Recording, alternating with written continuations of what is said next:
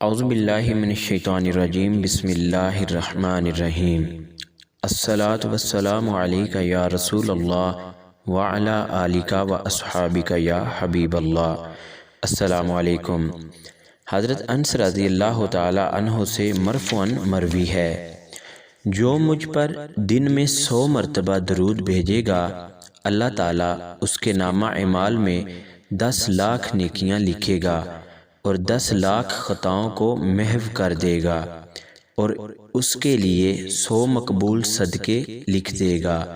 اور جس نے مجھ پر درود بھیجا اور اس کا درود مجھے پہنچا تو میں اس پر اسی طرح درود بھیجوں گا جیسے اس نے مجھ پر درود بھیجا، اور جس پر میں درود بھیجوں گا اس کو میری شفاعت حاصل ہوگی۔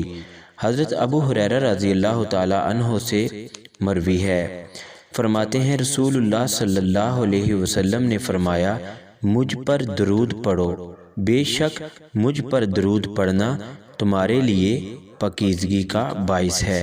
دعا ہے کہ اللہ تعالی ہم سب کو عمل کی توفیق عطا فرمائے، آمین۔